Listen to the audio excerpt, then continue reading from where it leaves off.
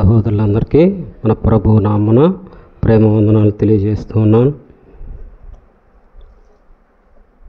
ఇంతవరకు ఆరాధనలో ప్రభు తోడుగా ఉండి నడిపించాడు. కొంత సమయము వాక్యమును చదువుకుందాం. కొరింథీయులకు రాసిన మొదటి పత్రిక 5వ అధ్యాయము. కొరింథీయులకు రాసిన మొదటి పత్రిక 5వ అధ్యాయము 6వ వచనం చదువుకుందాం.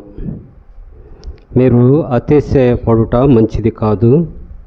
పులిసిన పిండి కొంచెమైనను ముద్దంతయు పులి చేయనని మీరు ఎరుగురా. మీరు పులిపిండి లేనివారు కనుక క్రొత్త ముద్ద అవుటకై ఆ పాతదైన పులిపిండిని తీసి పారవేయుడి.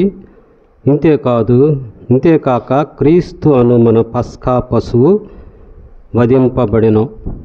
దేవుని సహాయం కొరకు చిన్న మాట స్తోత్రాలు చెల్లిద్దాం. ప్రేమగల తండ్రి, కృపగల దేవ, మీ పరిశుద్ధ నామమునకు వందనములు స్తోత్రములు నాయన. మహింగల రాజా, మహోన్నతుడ, ఈ అపారమైన ప్రేమకు మా వందనాలు స్తోత్రాలు చెల్లిస్తూ ఉన్నాం. ఈ ఉదయకాల సమయంలో ఇంతవరకు ఆరాధనలో మీరు నడిపించారు. మీకు వందనములు స్తోత్రములు నాయన. కొంత సమయం మీ వాక్యం మేము నేర్చుకుంటూ మీ పాదముల యొద్ద చేరి ఉన్నాము. మీ వాక్య భాగమును చదువుకున్నాం. ఆ వాక్య భాగమును మా అందరి నిమిత్తము ఆశీర్వదించమని ప్రార్థన చేస్తూ ఉన్నాం. నిలబడిన మీ దాసుడిని, మీ దీనదాసుడిని మీ సిలువ సాటును మరుగుపరిచి నీవే మీ పరిశుద్ధ ఆత్మ బలముతో శక్తితో మాట్లాడి మహిమ పొందమని ప్రార్థన చేస్తూ ఉన్నాం. మరి విత్తబడే వాక్య భాగమును మా అందరికీ ప్రయోజనముగా ఉండుటకు నీవే సహాయం చేసి మహిమ పొందమని ప్రభువును రక్షకుడైన యేసుక్రీస్తు పరిశుద్ధ నామమున ప్రార్థించి అడిగి వేడుకొనుచున్నాం తండ్రి, ఆమేన్. ఇక్కడ మనం చూసినట్లయితే అపోస్తలుడైన పౌలు కొరింథీయులకు రాసిన మొదటి పత్రిక 5వ అధ్యాయము 6వ వచనంలో మనము చదువుకొని ఉన్నాం. మీరు అతిశయపడుట మంచిది కాదు. పులిసిన పిండి కొంచెమైనను ముద్దంతయు పులియజేయనని మీరు ఎరుగురా. మీరు పులిపిండి లేనివారు కనుక క్రొత్త ముద్ద అవుటకై ఆ పాతదైన పులిపిండిని తీసివేయుడి. అంతేకాక క్రీస్తు అను మన పస్కా పశువు వధింపబడెను. ఇక్కడ మనం చూసినట్లయితే అపోస్తలుడైన పౌలు కొరింథీయులకు రాసిన పత్రిక 5వ అధ్యాయము 6వ వచనంలో తెలియజేస్తూ ఉన్నాడు, మీరు అతిశయపడుట మంచిది కాదు. అలాగే పులిపిండి కొంచెమైనను ముద్దంతయు పులియజేయనని మీరు ఎరుగురా.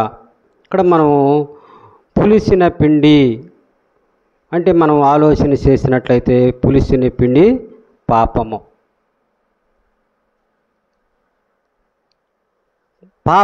కొంచెమైనను, అలాగే పులిసిన పిండి కొంచెమైన ముద్దంతను పులియజేయనని మీరు ఎరుగురా అని అపోస్తలుడైన పౌలు కొరింథీ సంఘానికి వ్రాస్తూ ఉన్నాడు.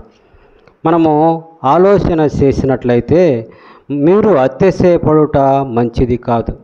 చాలామంది అతిశయపడుతూ ఉంటారు. అయితే ఇక్కడ పౌలు గారు మీరు అతిశయపడుట మంచిది కాదు, పులిసిన పిండి కొంచెమైనను ముద్దంతయు పులియజేయనని మీరు ఎరుగురా. మీరు పులిపిండి లేనివారు గనుక క్రొత్త ముద్ద ఒకటకై ఆ పాతదైన పులిపిండిని తీసివేయమని తెలియజేస్తూ ఉన్నాడు. మీరు పులిపిండి లేనివారు గనుక క్రొత్త ముద్ద అవుటకై ఆ పాతదైన పులిపిండిని తీసివేయుడి. అంతేకాదు క్రీస్తు అను మన పస్కా పశువు వధింపబడిన కనుక పాతదైన పులిపిండితోనైనను దుర్మార్గతయు దుష్టత్వమును పులిపిండితోనైనా కాకుండా నిష్కాప్ట్యమును సత్యమునని పునిపిల్లి రొట్టెతో పండుగను ఆచరించవలెనని పౌలు గారు మనకి తెలియజేస్తూ ఉన్నాడు. అయితే మనం ఆలోచన చేసినట్లయితే కొంచెమైన పులిసిన పిండి మొత్తంతా పులిసినట్లు చేస్తుంది. అదే పౌలు గారు గలతీయులకు రాసిన పత్రిక పౌలు గారు గలతీయులకు రాసిన పత్రిక 5వ అధ్యాయము 9వ వచనం తెలియజేశాడు. పులిసిన పిండి కొంచెమైనను ముద్దంతయు పులజేయును. కొంచెము పులిసిన పిండి అయినా ఆ ముద్దంతా పులిసేటట్లు చేస్తుందని పౌలు గారు చెల్లిస్తున్నాడు. అయితే కొరింథీయులకు వ్రాసిన మొదటి పత్రికే 15వ అధ్యాయము 33వ వచనం మనం చూసినట్లయితే, కొరింథీయులకు వ్రాసిన మొదటి పత్రిక 15వ అధ్యాయము 33వ వచనం మనం చూసినట్లయితే, మోసపోకుడి, దుష్ట సాంగత్యము మంచి నడవడిని చెడుపును.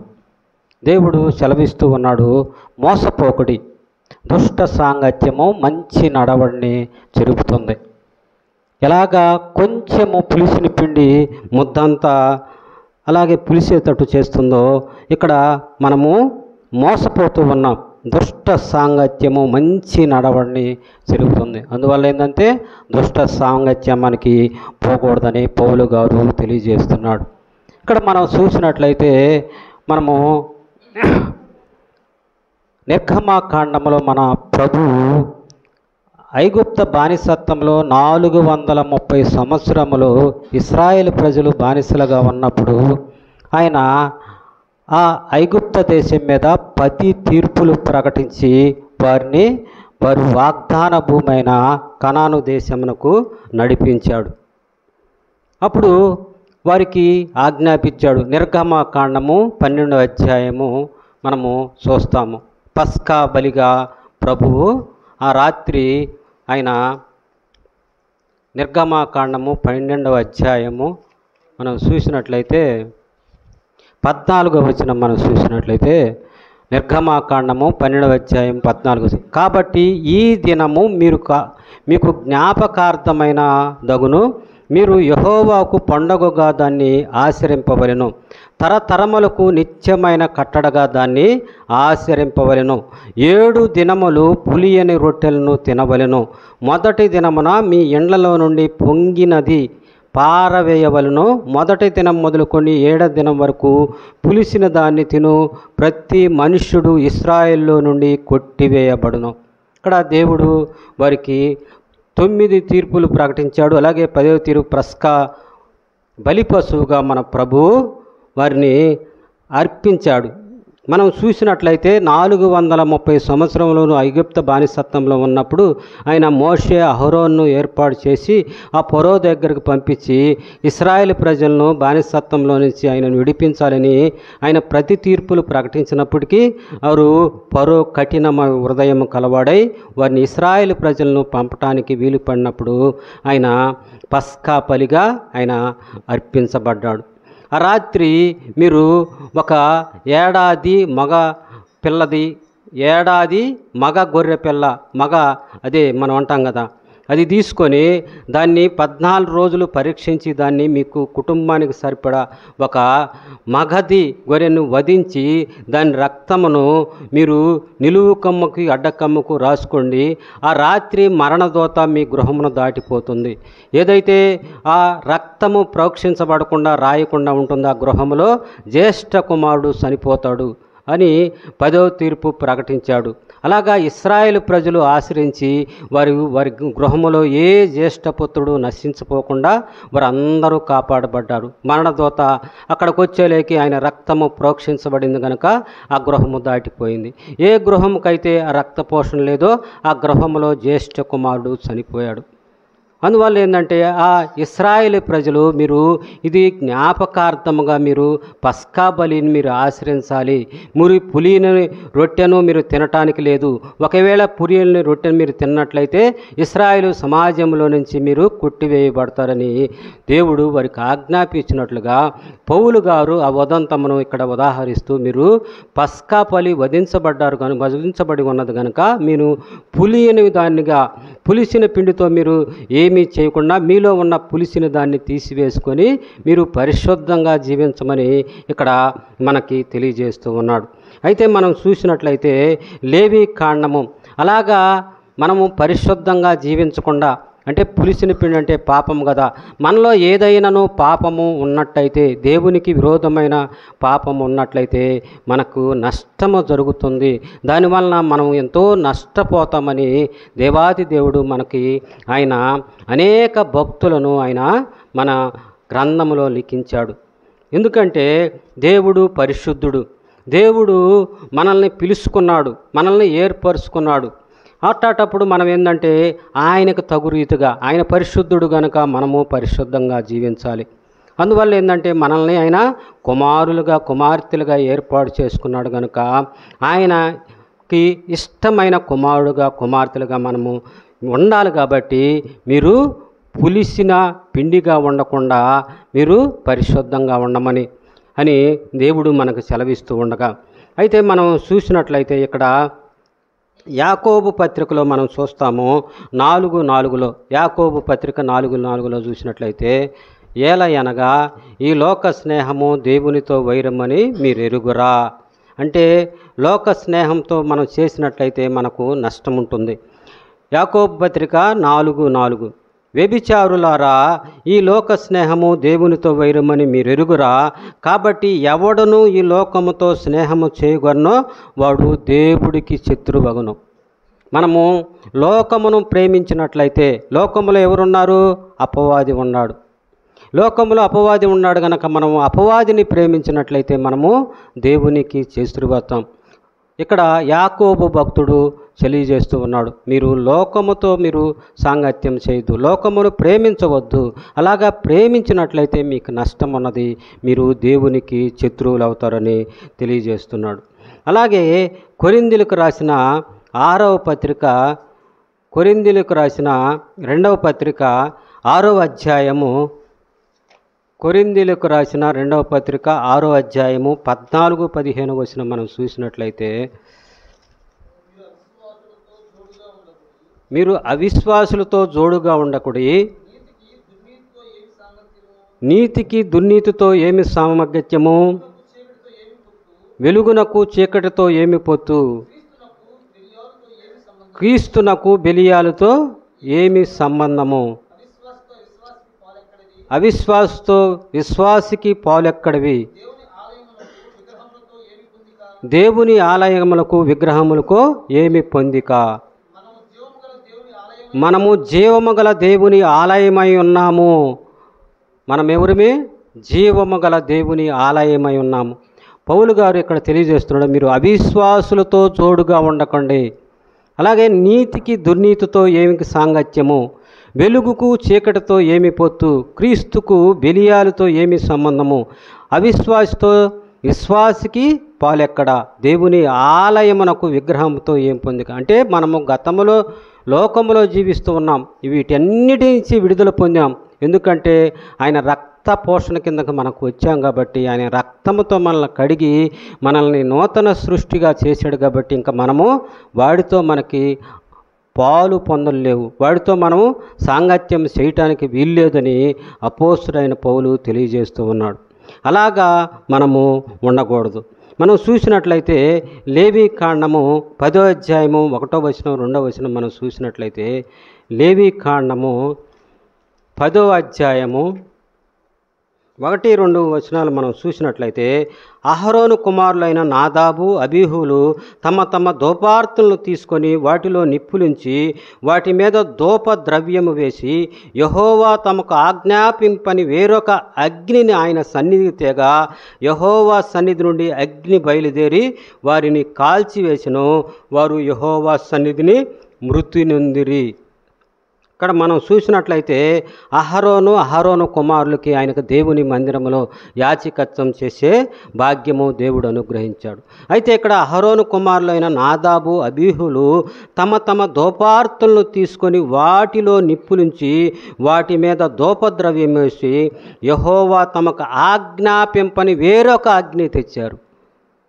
వేరొక అగ్ని తెచ్చి ఆయన సన్నిధికి తెచ్చారు. యెహోవా సన్నిధి నుండి అగ్ని బయలుదేరి వారిని కాల్చివేసింది. దేవుడు చెప్పినట్టు చేయకుండా ఆయన ఆజ్ఞాపింపని వేరొక అగ్ని తెచ్చినప్పుడు యెహోవా కోపం రగులుకొని వారిద్దరిని గ్రహించి వేసింది. వారు యెహోవా సన్నిధిని మృతి నొందారు. దేవుడు చెప్పినట్టు మనం చేయాలి, కానీ మన ఇష్ట ప్రకారం మనం చేయటానికి వీల్లేదు. అందుకే ఇక్కడ అహరోను కుమారులు ఇద్దరు మనము చనిపోయినట్లు మనం చూస్తాం. అలాగే సంఖ్యాకాండము 25వ అధ్యాయం మనం చూసినట్లయితే ఇక్కడ ఇంకొక సంఘటన మనం చూస్తాము. సంఖ్యాకాండము 25:6 మనం చూసినట్లయితే, ఇదిగో మోషే కనుల ఎదుటను ప్రత్యక్షపు గుడారము యొక్క ద్వారమునొద్ద ఏడ్చుచుండిన ఇశ్రాయేలు సర్వ సమాజం యొక్క కన్నుల ఎదుటను ఇశ్రాయేల్లో ఒకడు తన సహోదరుల యొద్దకు ఒక మిథ్యాను స్త్రీని తోడుకొని వచ్చెను. ఇక్కడ మనం చూసినట్లయితే మనము ఇశ్రాయేలు సిట్టీములో దిగి ఉండగా ప్రజలు మోయాబు రాండ్లతో వ్యభిచారము చేయసాగారు. బిలాము బోధ చేశాడు. ఇక్కడ ఆ బాలాకు రాజుకి ఈ ఇశ్రాయేలు ప్రజలు నాకు ఎంతో నష్టం కలిగిస్తున్నారు, వీరి వల్ల నాకు నెమ్మది లేదని చెప్పినప్పుడు ఇశ్రాయేలు ప్రజలను నశింపచేయటం ఎవ్వరి వల్ల కాదో, ఎప్పుడైతే ఇశ్రాయేలు ప్రజలు పాపం చేస్తారో దేవుడే వారిని విడిచిపెడతాడు అని వారిని పాపం చేయటానికి నువ్వు ప్రేరేపించని ఆ బిలాము ఆ బాలాకు రాజుకు చెప్పినప్పుడు ఆ బాలాకు రాజు అందమైన స్త్రీలను ఆ మోయాబు రాణులు వారి సిస్టములు అక్కడ ఉన్నప్పుడు వాళ్ళ యొద్దకు పంపుతారు. వాళ్ళు స్త్రీలు వారి దేవతలకు బలి అర్పించడానికి వారి పండగలకు వారిని ఆహ్వానిస్తూ ఉంటే ఈ ఇశ్రాయేలు ప్రజలందరూ వారితో పోయి వారు దేవతలకు బలి అర్పించి తింటూ అక్కడ పాపం చేశారు. ఇక్కడ మనం చదివిన సందర్భం ఏంటంటే, ఇదిగో మోషే కనుల ఎదుటను ప్రత్యక్షపు గుడారం యొక్క ద్వారమునొద్ద ఏడ్చుచుండిన ఇశ్రాయేలు సర్వసమాజం యొక్క కన్నుల ఎదుటను ఇశ్రాయేల్లో ఒకడు తన సహోదరుల యొద్దకు ఒక మిథ్యాను స్త్రీని తోడుకొని వచ్చాడు. ఇశ్రాయేలు సర్వ సమాజం అక్కడ ఉంది, మోషే అక్కడ ఉన్నాడు, అహరోన్ అక్కడ ఉన్నాడు. అందరూ వారు ఆ సమాజ మందిరంలో ఉంటే వారందరూ గుడాలు వేసుకుని అక్కడ ఉంటే ఈ ఇశ్రాయేలు మిథ్యాను స్త్రీని ఉట్టుకొని గుడారములకు తీసుకుని వచ్చాడు. అప్పుడు మనం చూసినట్లయితే యాజకుడైన అహరోను మునిమానవుడు ఎలియాజరు కుమారుడైన ఫినెహాసు అది చూశాడు. ఫినెహాసు రేపబడ్డాడు. ఎవరు చెప్పలా ఫినెహాస్కి. దేవుడు రేపి ఒక ఈట తీసుకొని వారిద్దరిని గుచ్చినప్పుడు వారిద్దరు కడుపులో గుండా ఇద్దరు చనిపోతారు. ఆ ఇశ్రాయేలు ప్రజలు, ఇశ్రాయేలుడు, ఆ మోయాబు స్త్రీ. దేవునికి పాపము ఇష్టము కాదు. ఆ ఇశ్రాయేలు ప్రజల నుంచి ఆ 430 సంవత్సరాలు ఐగుప్త బానిసత్వంలో ఉంటే వారిని ఆ 10 తీర్పులు ఆ దేశం మీద ప్రకటించి వారు ఎర్ర సముద్రంను పాయలు చేసి వారిని 6 నెలల నుంచి వారి అరణ్యంలో ఆకాశం నుంచి మన్నాను బండ సందులో నుంచి మంచినీరు నడిపించి వారిని పోషిస్తూ ఉంటే వారు దేవుని సేవకులైన మోషేకు అహరోనుకు విరోధముగా పాపం చేశారు. అప్పుడు దేవుడు వారి పాపాన్ని సహించలేకుండా ఆ ఫినెహాసును లేచినప్పుడు ఫినెహాసు రేగి ఆ ఈట తీసుకొని వారిద్దరిని పొడిచాడు. ఆ సంఘటన వల్ల ఆ దేవుడు అక్కడ ఒక తెగులు రప్పిస్తే ఆ ఒక్క దినమున 23,000 మంది చనిపోయారు. 24,000 సంఖ్యాకాండంలో ఉంది. అలాగే కొరింథీయులకు రాసిన మొదటి పత్రిక 10వ అధ్యాయంలో పౌలు గారు రాశాడు 23,000 మంది అని రాశాడు. ఇక్కడ 24 అని ఉంది, అక్కడ 23. అంటే ఏదైనప్పటికీ 24,000 మంది చనిపోయారు ఒక్కడు చేసిన పాపం. అదే మనం తెలియకుండానే మనం చేసే పాపములు మన మీదకి మన కుటుంబం మీదకి వస్తాయి. దేవుడు లెక్క సరిచేస్తాడు. ఈ జీవితంలోనే మనకు రావాల్సింది మనకి ఇస్తాడు. మోసపోకుడి దుష్ట సాంగత్యము మనకు అవసరం లేదన్న. దేవుడు వెక్కిరింపబడు. గలతీయులకు రాసిన పత్రికలో ఉంది, మోసపోకుడి దేవుడు వెక్కిరింపబడు, మనుష్యుడు ఏమి విత్తునో ఆ పంటనే కోస్తాడు. క్షయమైన పంట వీస్తే క్షయమైనది కోస్తావు, అక్షయమైన పంట వీస్తే అక్షయమైన పంట కోస్తావు. అందువల్ల ఏంటంటే మనము పులిపిండి లేని వారిగా మనం ఉండాలి. అలాగే మనం చూసినట్లయితే యెహోషువ గ్రంథంలో ఇంకొక అతను కనపడతాడు, ఆకాను. యెహోషువ గ్రంథము 7వ అధ్యాయంలో మనం చూసినట్లయితే ఇక్కడ ఆకాను కనపడతాడు.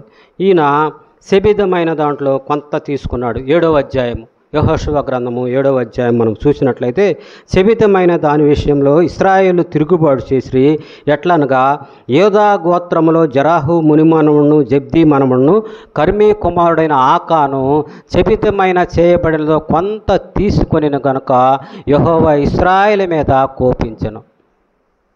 మోషే ముదిమొందిన తర్వాత యెహోషువను ఏర్పాటు చేసుకొని వారికి వాగ్దాన భూమైన కనాను దేశంలో నడిపించి వారి వారి శాస్యములు వారికి పంచిపెట్టినప్పుడు వీరు యెహోషువ మనం చూసినట్లయితే ఆ శపితమైన ఆ పట్టణమును వారు జయిస్తారు. జయించిన తర్వాత దాన్ని అగ్నితో కాల్చివేసి ఎరుకో పట్టణమును కాల్చివేసి దాంట్లో ఏది మీరు ఆశించకూడదు, అదంతా శపితమైందని చెప్పినప్పుడు ఈ ఆకాను కొంత ఆశించి దాన్ని తీసుకొని తన గుడారంలో దాచిపెడతాడు. అప్పుడు వీళ్ళు మళ్ళీ హాయి పట్టణంకు పోయినప్పుడు వారు ఓడిపోతారు. అప్పుడు యెహోషువ బట్టలు చింపుకొని దేవుని ఎదుట సాగిలపడతాడు. అప్పుడు దేవుడు, నువ్వెందుకు నా ఎదుట సాగిలపడతావు, ఇశ్రాయేల్లో పాపం ఉన్నది, వెళ్ళి నువ్వు వారితో మాట్లాడంట. అప్పుడు ఆయన వస్తాడు. 19వ అధ్యాయం మనం చూసినట్లయితే అప్పుడు యెహోషువ ఆహానుతో, నా కుమారుడా, ఇశ్రాయేలు దేవుడైన యెహోవాకు మహిమను చెల్లించి ఆయన ఎదుట ఒప్పుకొని నీవు చేసిన దాన్ని మరుగు చేయక నాకు తెలుపుమని నిన్ను వేడుకొనిచున్నాను చెప్పగా, ఆకాను యెహోషువతో, ఇశ్రాయేలు దేవుడైన యెహోవాకు విరోధముగా నేను పాపము చేసినది నిజము. దోపుడు తొమ్ములు ఒక మంచి సేనారు వస్త్రమును, పై వస్త్రము 200 తులముల 50 ఎండి తులముల ఎత్తుగల బంగారు కమ్మిని నేను చూసి వాటిని ఆశించి తీసుకుంటుని, ఇదిగో నా డేరా మధ్య అవి భూమిలో దాసబడి ఉన్నదని చెప్పాడు. ఎంత దేవునికి విరోధమైన దేవుడు చెప్పాడు, అది ఎరుకో ప్రాంతము శపితమైన, దానిలో ఏది తీసుకోవటానికి లేదు, దాన్ని కాల్చివేయమంటే ఈ ఆకాను చూసి ఆశించి దాన్ని తెచ్చుకున్నాడు. దానివల్ల ఇశ్రాయేలు ప్రజలకు నష్టం జరిగింది. అయితే ఆకాను దాన్ని తీసుకున్న వలన ఆహాను కుటుంబం కూడా నష్టపోయింది. మనం చూసినట్లయితే 25వ వచనంలో మనం చూసినట్లయితే యెహోషువ గ్రంథము 7వ అధ్యాయము 25వ వచనం, అప్పుడు యెహోషువ, నీవేళ మమ్మను బాధపరిచితివి, నేడు యెహోవా నిన్ను బాధపరచునని చెప్పగా, ఇశ్రాయేల్ అందరూ వారిని రాళ్లతో సావగొట్టి వారిని రాళ్లతో కొట్టిన తర్వాత అగ్ని చేత కాల్చి వారి మీద రాళ్లను పెద్ద కుప్పలుగా వేసిరి. ఇక్కడ మనం చూసినట్లయితే ఆకాను కుమారులు కుమార్తెలు, ఎద్దులు, గాడిదలు, అలాగే మందలు, డేరాను, వారు కలిగిన సమస్తమును పట్టుకొని ఆకోరు లోయలోనికి తీసుకువచ్చినాయి. డేరాను కూడా కాల్చివేశాడు. దేవుడు పరిశుద్ధుడు గనక ఆయన చెప్పిన దానికి ఏదైనా విరోధముగా చేస్తే నష్టమే జరుగుతుంది. ఆకాను జీవితంలో అదే మనం చూసాం. ఆకాను చూశాడు, ఆశించాడు, దాన్ని తన డేరాల్లో ఉంచుకున్నాడు. ఆకాను చేసిన పాపానికి తన కుటుంబం అంతా నష్టపోయింది. తన కుమారులు కుమార్తెలు, పశువులు, మందలు, డేరా అన్నిటినీ అగ్నితో కాల్చివేసి. అందుకే దేవుడు మనల్ని చూస్తున్నారు, మీరు అతిశయపడవద్దు, మీరు పులిపిండి లేని వారుగా మీరు ఉండమని దేవుడు సెలవిచ్చాడు. మనం చూసినట్లయితే రెండవ రాజుల గ్రంథము మనం చూసినట్లయితే మరి ఒక వ్యక్తిని మనం చూస్తాము. 2వ రాజుల గ్రంథము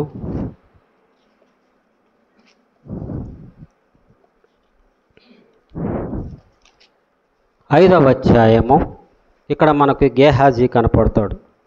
2వ రాజుల గ్రంథము 5వ అధ్యాయము 20వ వచనం మనం చూసినట్లయితే, అంతటా దైవజనుడైన ఎలీషాకు సేవకుడకు గేహాజీ సిరియనుడైన ఈ నయమాను తీసుకొని వచ్చిన వాటిని అంగీకరించుటకు నా యజమానునికి మనస్సు లేకపోయాను. కానీ యెహోవా జీవముతోడు నేను పరుగెత్తుకొని పోయి అతన్ని కలుసుకొని అతని యొద్ద ఏదైనాను తీసుకొందుననుకొని.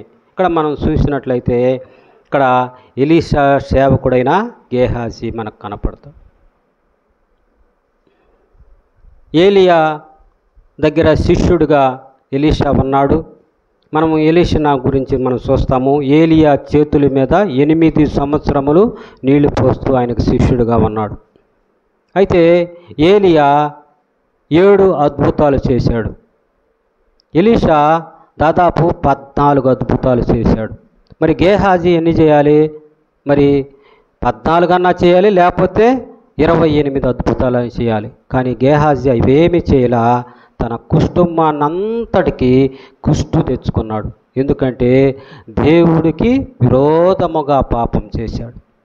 దైవజనుడైన ఎలీషా చెప్పాడు. ఆ నయమాను ఎంతో తెచ్చాడు, వెండి బంగారము విలువగల బట్టలు ఇవన్నీ తెచ్చి నయమాను బాగోయిన తర్వాత, నీ దాసుడునైన నన్ను నువ్వు ఇంతగా స్వస్థపరిచావు కాబట్టి ఇవి తీసుకో అంటే, నీ దగ్గర నేను ఏమీ ఆశించను, దేవునికి మహిమ చెల్లించుని వెళ్ళిపో అంటే, అప్పుడు ఆయన వెళ్ళిపోతూ ఉంటే మళ్ళీ ఎలీషా చెప్పకుండానే, నీ దాసుడునైనా నేను ఎలీషా ద్వారాగా వచ్చాను, ఇప్పుడే కొంత సేవకులు వచ్చారు, వారికి కావాలని చెప్పి అబద్ధం చెప్పి వాటిని ఆశించి అవి తీసుకొని వచ్చి డేరాలో పెట్టుకొని వచ్చి ఎలీషా ఎదుట నిలబడినప్పుడు, గేహాజీ ఎక్కడి నుంచి వచ్చావు నువ్వు అంటే, నీ దాసుడైన నేను ఎక్కడికి పోలేదంటాడు.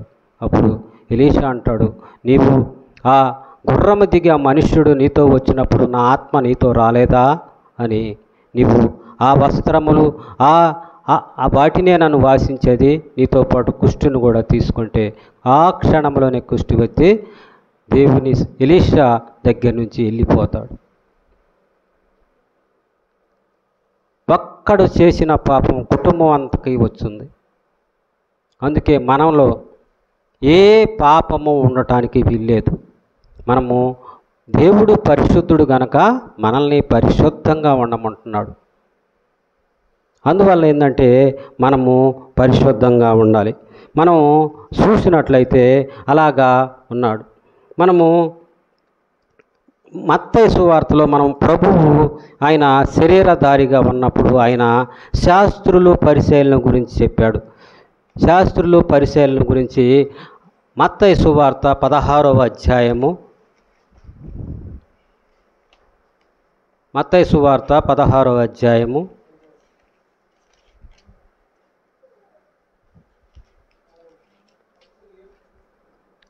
6వ వచనము. అప్పుడు యేసు చూసుకొనిడి, పరిసయ్యులు సద్దూకయులను వారి పులిసిన పిండిని గూర్చి జాగ్రత్త పడుడని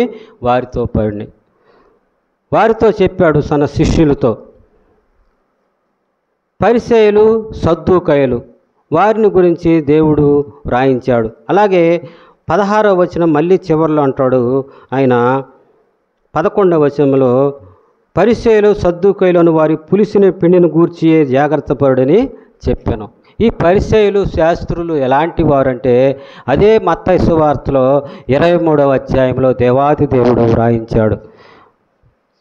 మత్తయి సువార్త 23వ అధ్యాయం. అయ్యో వేషధారులైన, మత్తయి సువార్త 23వ అధ్యాయము 23వ వచనం. అయ్యో వేషధారులైన శాస్త్రులారా, పరిసయ్యులారా, మీరు పుదీనాలోనూ సోపులోనూ జీలకర్రలను 10వ వంతు చెల్లించి ధర్మశాస్త్రంలో ప్రధానమైన విషయములను అనగా న్యాయమైన కనికరమును విశ్వాసమును విడిచిపెట్టి వాటిని మానక వీటిని చేయవలసి ఉండను. అందులైన మార్గదర్శకులారా, దోమ లేకుండానట్లు వడే కట్టి ఒంటెను మింగువారు మీరే. ఈ శాస్త్రులు పరిసయ్యులు ఎంతో ప్రమాదకరమైన వారు అతిశయపడుతూ ఉంటారు. వారు దేవుడు వారిని గురించి చెప్పాడు 5వ అధ్యాయము 20వ వచనం మత్తయి సువార్తలోనే.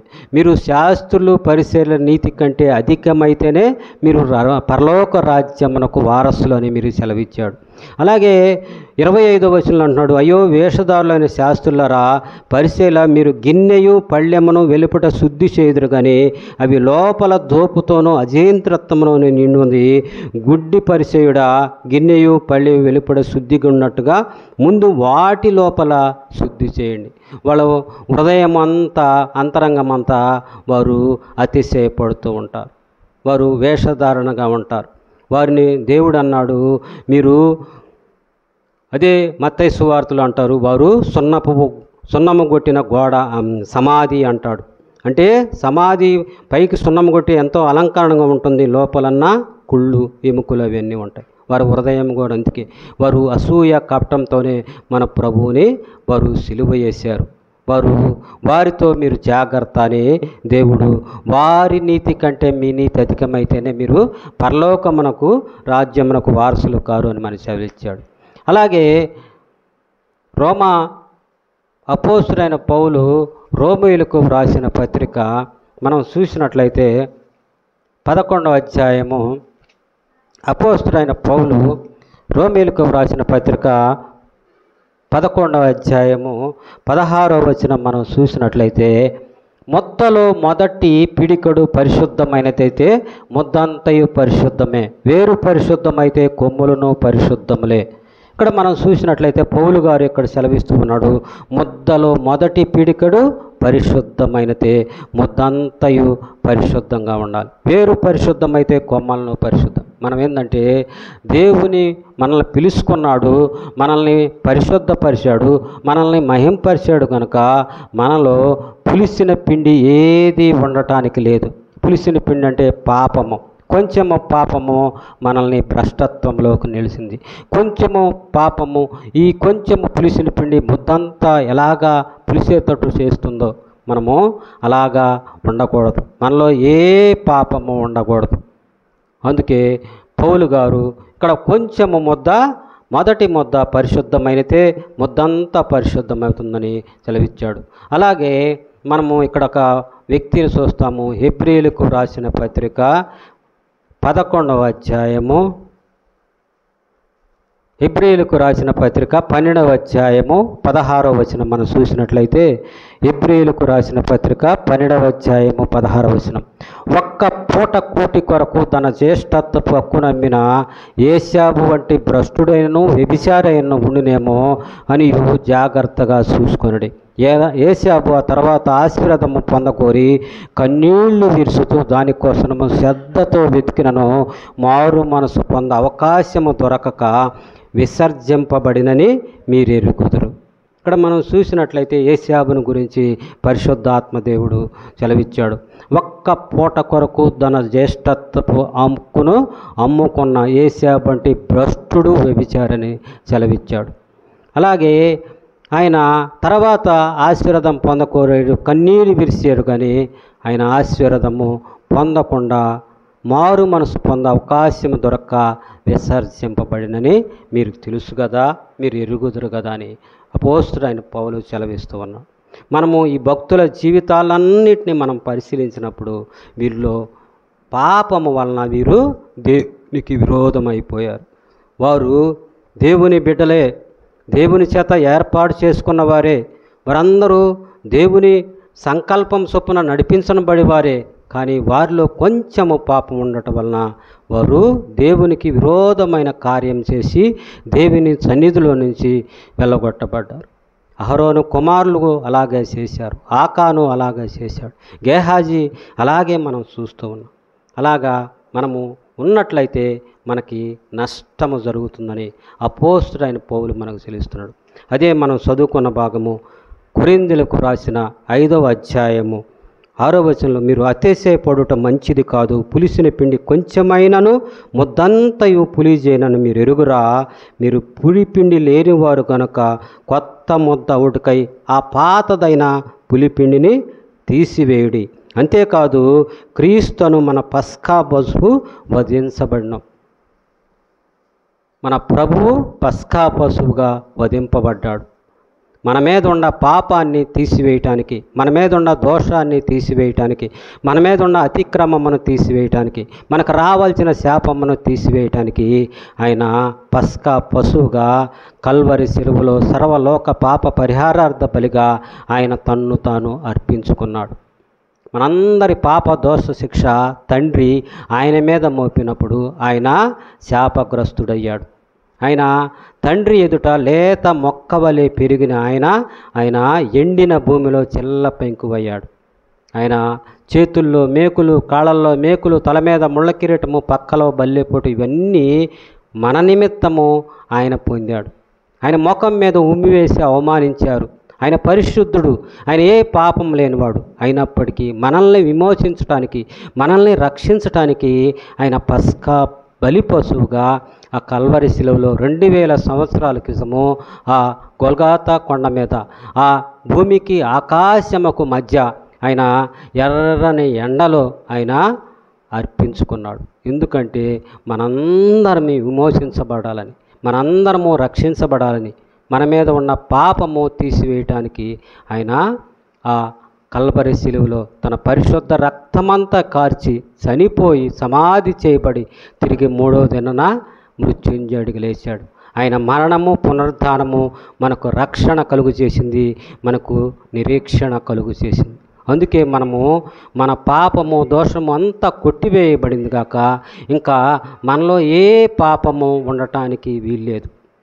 అందుకే పౌలు గారు ఆ సంఘములో కొంత జారత్వం ఉన్నది, ఆ సంఘములో పాపం ఉన్నది. అందుకే వారికి ఉత్తరం రాస్తూ మీరు అతిశయపడకండి, మీరు అతిశయపడటానికి ఏమాత్రము వీల్లేదు, పులిసిని పిండి లేని వారిగా మీరు పరిశుద్ధంగా జీవించండి. ఎందుకంటే పస్కా పశువుగా మన ప్రభువు ఆ కల్వరి శిలువలో తన ప్రాణం పెట్టాడు, రక్తం చిందించాడు, మనందరినీ విమోచించాడు. కనుక మనము పరిశుద్ధంగా జీవించాలని పౌలు గారు సెలవిస్తూ ఉండగా ఈ మధ్యాహ్న సమయంలో మనము పరిశుద్ధంగా జీవిద్దాం. మన మాట పరిశుద్ధంగా ఉండాలి, మన చూపు పరిశుద్ధంగా ఉండాలి, మన క్రియలు పరిశుద్ధంగా ఉండాలి. అలాగా ఉండగలిగినప్పుడు మనము దేవుణ్ణి మహింపరిచే వారంగా ఉన్నాం. అలా లేకుండా మనము ఇంకా మనలో కొంచెము పాపము ఉన్నట్లయితే మనము దేవునికి విరోధం అవుతాము, దేవునికి శత్రువులు అవుతాము, మనము విసర్జింపబడే వారంగా ఉంటాం. ఎందుకంటే దేవుడు పరిశుద్ధుడు.